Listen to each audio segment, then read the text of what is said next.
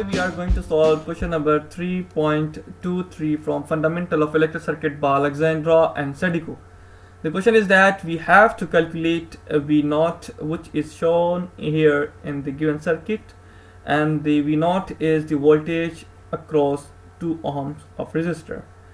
If we observe, अगर हम इसे देखें तो यहाँ पर देखें कि जब DMM को लगाएंगे, प्रोब एक यहाँ और एक यहाँ लगाएंगे, तो हमें 2 ओम रेजिस्टर के अक्रॉस वी कैलकुलेट V0. अगर हम प्रोब यहाँ रखें या फिर यहाँ रखें तो बात सेम ही होगी, आपके पास वोल्टेज सेम होंगे. तो कह सकते हैं कि V0 यही वोल्टेज है जो आपके पास इस नोड के पास है, जिसे हम V1 का नाम दे रहे हैं, और इसी वजह से कह रहे हैं कि V0 is equals to V1 के बराबर. और यहाँ पर अगर देखें कि नोड 2 जहाँ पर हम V2 का नाम दे रहे हैं, और आपके पास एक नोड ये है जिसे कॉमन नोड या फिर रेफरेंस नोड देते हैं, इसे हम ग्राउंड नोड भी कहते हैं, रेफरेंस नोड. जब अगर हम एनालाइज करें कि इस करंट को एनालाइज करें कि नोड 1 के पास, तो यहाँ पर एक करंट जा रहा है जिसे हम I1 का नाम दे देते हैं. एक करंट आपके पास नोड 1 से होता हुआ ग्राउंड की तरफ जा रहा है, इसे हम I2 का नाम देते हैं. और एक करंट आपके पास नोड 1 से नोड 2 की तरफ जा रहा है, इसे हम I3 का नाम दे देते हैं. और एक करंट आपके पास नोड 2 से आपके पास ग्राउंड की तरफ जा रहा है, तो इसे हम I4. एंड देन एक करंट आपके पास इंटर हो रहा है जिसे हम I5 का नाम दे देते हैं. अगर नोड 1 की बात करें, नोड 1 की बात करें कि यहाँ पर क्या सिचुएशन है, करंट की क्या कंडीशन है. देखें एक करंट, देखें KCL जब भी अप्लाई करते हैं, वो KCL का लॉ तभी प्रूफ होता है जब इंटरिंग और लीविंग करंट के साइंस डिफरेंट होते हैं. तो मैं इसलिए I1 यहाँ रखता हूँ इजिकल्स टू आपके पास I2 then plus I3 equals to, यानी आपके पास ये इक्वेशन नंबर, इसे हम A का नाम दे देते हैं. तो देखें इनके अंदर हमें वैल्यू सब्स्टिट्यूट करनी है I1, I2 एंड I3 की. तो I1 की अगर मैं बात करूं तो सिंपल है, देखें 30 माइनस V1 अपॉन आपके पास 1 ओम. देखें करंट आपके पास 30 जो वोल्टेज की सोर्स है यहाँ से होता हुआ आपके पास नोड 1 की तरफ जा रहा है. इसका मतलब ये है कि हाई पोटेंशियल टू हमें पता है लो पोटेंशियल की तरफ करंट फ्लो करता है, तो इसकी वजह से हमने हाई पोटेंशियल 30 वोल्टेजेस हैं, तो इस वजह से हमने शुरू में 30 रखा है. एंड देन उसके पास माइनस V1 डिनोमिनेटर में आपके पास रेजिस्टर आ जाता है. और अगर मैं I2 की बात करूं तो सिंपल V1 अपॉन आपके पास 2 ओम है, जो कि आपके पास यहाँ से होता हुआ आपके पास फ्लो हो रहा है डाउनवर्ड. और इस तरह से मैं अगर आपकी बात करूं, I3 की बात करूं, तो देखें यहाँ पर वोल्टेजेस जो होंगे वो डिफरेंट होंगे एज कम्पेयर टू यहाँ इस नोड के पास. यहाँ जो वोल्टेजेस होंगे आपके पास इन दोनों का सम होगा, यानी V1 और ये जो डिपेंडेंट सोर्सेज का सम होगा. देखें जब भी हमारे पास सीरीज में सोर्सेज लगी हुई होती हैं, जैसे कि यहाँ पर लगी हुई हैं, तो हम यहाँ पर KVL का इस्तेमाल करके इनको सम किया जाता है. तो यहाँ पर भी अगर देखा जाए तो यहाँ पर ये दोनों सोर्सेज सम हो रही हैं. तो इस वजह से आपके पास अगर मैं I3 की बात करूँ तो सिंपल आपके पास आ जाएगा V1 माइनस 2 V0, यहाँ पे आपके पास bracket, then plus V2 upon आपके पास आ जाता है 4. देखें V0 is equals to V1 है, जो कि ऑलरेडी यहाँ पे मेंशन्ड है. तो जब इसको सिंप्लीफाई करेंगे I3, तो आपके पास आ जाएगा minus V1 plus V2 upon आपके पास 4 आ जाता है.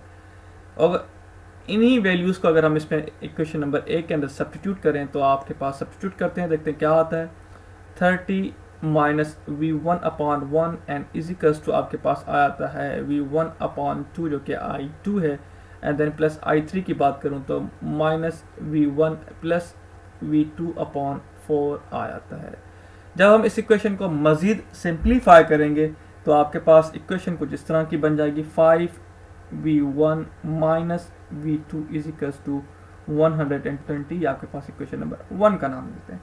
एट नोड 2 की बात करें, तो यहाँ पर अगर हम करंट को एनालाइज करें, देखिए एक करंट आपके पास I3 जो कि इंटर हो रहा है, then equals to I3. And इसी तरह से आपके पास प्लस I5 वो भी इंटर हो रहा है, देन इजिकल्स टू आपके पास I4 जो कि लीव हो रहा है. देखिए हमने वही सिचुएशन यहाँ पे वही सिस्टम मतलब के लॉ अप्लाई किया KCL का. इंटरिंग एंड लीविंग करंट के जो साइंस होते हैं वो डिफरेंट होते हैं, तो इस वजह से मैंने इजिकल्स टू लगा के सेपरेट कर दिया है इंटरिंग और लीविंग करंट. अगर मैं यहाँ पे I3 की बात करूँ तो आपके पास minus V1 plus V2 upon 4 है, जो कि ऑलरेडी हमने यहाँ पे कैलकुलेट किया हुआ है. एंड देन प्लस I5 की बात करूँ तो जो कि यहाँ पर है V2 अपॉन 16 हो जाएगा, V2 upon 16. And then equals to I4 यहाँ पर आपके पास I5 3 है, जो कि यहाँ पर ये इन हो रहा है यहाँ से. ये यहाँ से इन हो रहा है, एंड देन I4 की वैल्यू आपके पास आती है V2/16।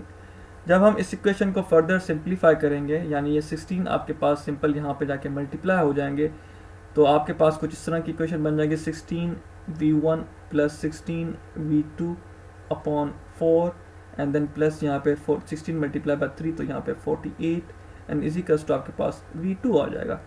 देन 4 1 4 4 यहाँ पे भी 4 4 हो जाएगा। तो फर्दर जब इक्वेशन ये सिंप्लीफाई होके आएगी तो आपके पास इक्वेशन 2 कुछ इस तरह बनेगी, -4V1 -5V2 is equals to -48। ये आपके पास इक्वेशन नंबर 2 है। हमें कैलकुलेट क्या करना है, V1 जो कि V0 के बराबर है। तो जब इसको दो इक्वेशंस अभी हमें मिल गई हैं, एक इक्वेशन जो कि आपके पास ये है और एक इक्वेशन आपके पास ये है।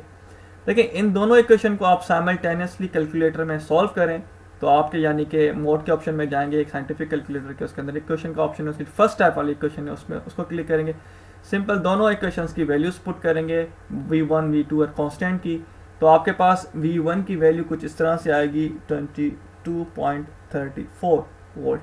देखें हमने कहा कि V0 is equals to V1 and is equals to आपके पास 22.34 वोल्ट आ जाएगा। हमें जो V0 कैलकुलेट करना था वो यहाँ पर कैलकुलेट हो चुका है, जो कि 22.34 वोल्ट है। मैं उम्मीद करता हूँ आपको ये सवाल समझ में आ गया होगा। अगर कोई भी सवाल आपके माइंड में आता है इस सवाल के हवाले से ज़रूर कमेंट बॉक्स में कमेंट करें, उसका आंसर आपको दे दिया जाएगा। Bundle of thanks for watching. Like करें, सब्सक्राइब करें और शेयर करना मत भूलिएगा।